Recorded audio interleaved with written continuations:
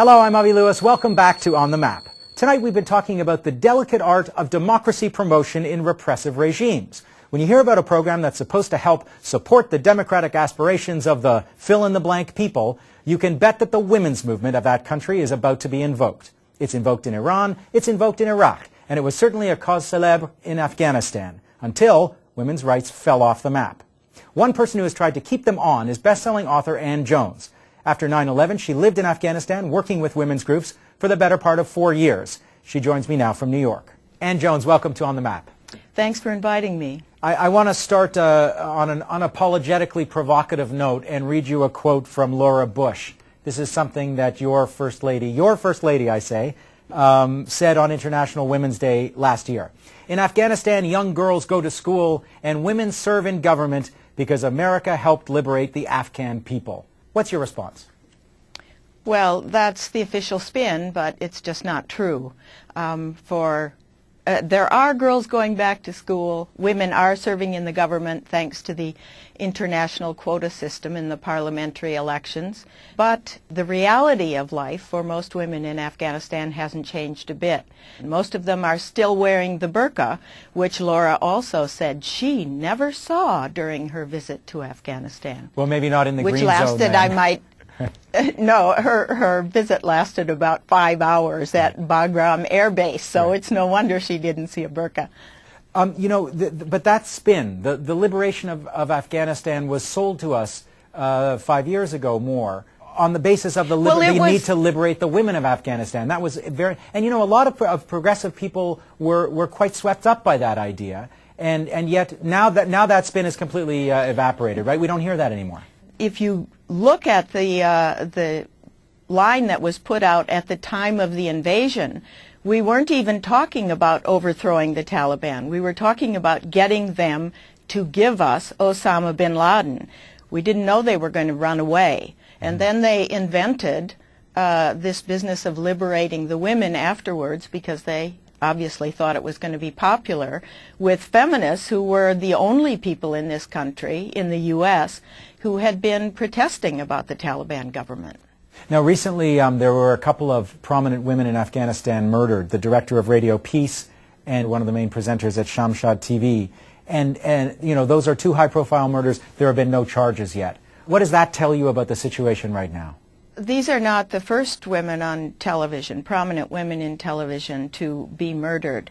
Whenever a woman becomes popular on television, she risks her life.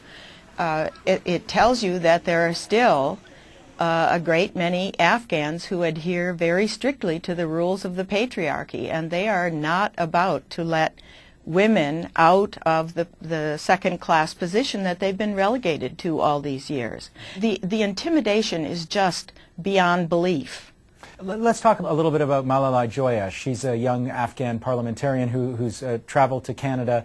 She's been naming names in the parliament and talking about the culture of impunity around warlords in government and drug traffickers in the halls of power. Tell me about her story and about her experience. Well, it's a wonder she's still alive. She famously stood up in the Loya Jirga and demanded the right to speak as a young woman, saying that the young delegates hadn't been allowed to speak. And then she asked what these war criminals were doing in the front benches of the Loya Jirga. They should be on trial. They shouldn't be allowed to participate in these governmental deliberations. And they threw her out of the Loya Jirga at that time, and now they've just thrown her out of the parliament because she said much the same kind of thing. What do you think the Western response should be to something like that? I mean, the Karzai government is there by the grace of the United States. No one's under any illusions about that. Right, and the Bush administration keeps touting this democracy that it's established in Afghanistan. Malalai Joya was democratically elected. She was the second highest vote getter in her province. She is entitled to her seat.